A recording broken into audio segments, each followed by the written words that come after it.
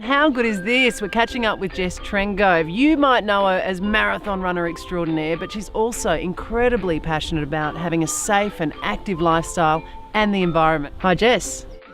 Yeah, look, I grew up in a country town in South Australia, and we often walk to school, and I just think that incidental exercise is so important, and it's something that's getting a bit lost. There are a lot of people out there training for their maybe team sports and whatnot, but what you just do every day as part of your routine makes a huge difference to your health. And people have gone away from that, haven't we? And I'll be the first one to admit, I've got 3 young children, and it takes a bit of extra time, a bit of extra organisation. Also, I kind of want to wrap them up in bubble wrap at times. I think safety and awareness is a huge part of it. People hear of, some of the potential risks and think it's, easier to drive, but I see active travel as an investment into your child's safety going forward. I mean, they're going to be driving at some point. If you can be out there teaching them road rules and, how to be safe in the neighbourhood at an early age, they're going to be, much better equipped when they do get in a car later on, and much more aware of the children that they'll be driving around. Yeah, and I guess, they will have to cross the road without me at some stage. Exactly. Yeah. So then what about, you mentioned growing up in a country town. A lot of people might not have the time in their morning to, say, walk a full 5-10 Ks. And I know most people live within 2 kilometres of their school, but even that can be a stress to say if you've got a baby and, 48 kids or whatever it might be. Yeah, even just breaking it down and driving part of the way, parking, and then getting out and walking the remainder, it's a great opportunity for adults to exercise as well with their children, but also a bit of bonding, walking to school and chatting about what they're going to do in the day ahead, and then on the way home you can talk about what has just happened at school. And I think one of the frustrations is traffic congestion, and if you walk through that part, that you'll find you're probably walking straight past a lot of the cars. So Jess, then talk to us about time. And when not being judgy McJudgy pants here either, because everybody's got a different situation. But that whole idea of finding that time, because I think a lot of people might think, exercise, walking, it's going to take as much organisation as a marathon would take with our kids. Yeah, and look, if I do relate to a marathon, thinking ahead is a big thing. So if I know that I've got to get up really early the next day, in extreme heat, we'll train particularly early in the morning. I set up the night before, I get my clothes, shoes out ready, my watch, all of the essentials. And so when I wake up that morning, I don't have to think. I just go into auto mode, put my clothes on, take my snack, my water bottle off, and head to training. And I think if you take that approach, have the children actually learn how to pack their lunch. And see, that's a cracker, because I get caught in that trap all the time. Like, I think, well, it's going to be quicker if I do it, so then I just do it all, and then they don't actually learn, and then I get grumpy at them because they don't do anything.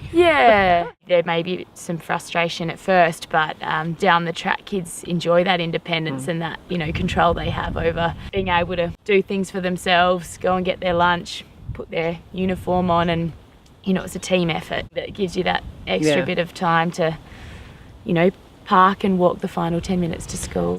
I reckon another really important thing that's often overlooked is that because we don't let kids try to do this or take this behaviour, or we won't see it as too risky, they don't actually then learn to make these decisions and learn it for themselves. It's you can only tell a kid something so many times. They've got to go out and do it. It's true, and I'm a big believer that sort of practical application of a skill is the best way to learn. And we're talking about kids whose their brains are sponges, and they're so open to learning, and what you're taking in the classroom, you can sort of imagine what something would be like in theory, but if you're actually out there doing it, you're going to retain that sort of knowledge a lot better. Yeah, well, you've never read yourself for Way2Go marathon, have you? You did a fair bit of running. Yeah, it'd be nice if I could train that way. So Jess, I presume that when you first started running and doing your exercise, you didn't just get up one day and run a marathon, right? It's little small goals along the way. Yeah, absolutely. I've always been a big one for goal setting, because that's what motivates me. But you'll have that ultimate dream, maybe going to the Olympics, whatever it may be, and you set smaller goals in working towards that, and I guess reward yourself along the way. And I think for children, it might seem a bit overwhelming at first, saying this is what we're going to do now, but if you can break it down into smaller parts and perhaps have a bit of an incentive. It's like, okay, you packed your lunch today, here's a bit of a treat tonight or whatever it may be. Yeah. No Olympic medal, we don't start there, but maybe a little star on their star chart. Yeah. Or something along those lines.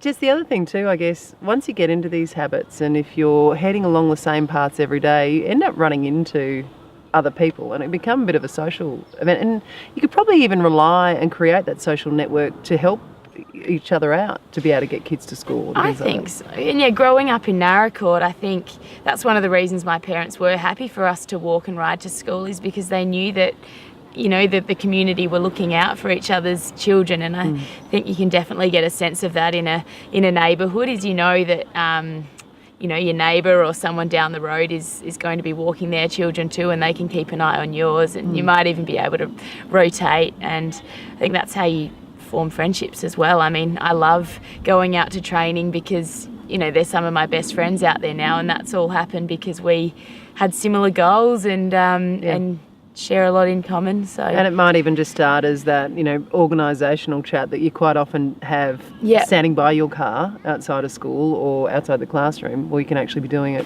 walking while the kids are ahead of you and getting ready into school. Exactly. There's a saying that it takes a village to look after a child. So it doesn't always have to be the same people doing the same things. It's not always presumed that it's going to be mum with the kids, it can be dad with the kids. And I think the more and more people you would have in a community, the safer it would feel as well.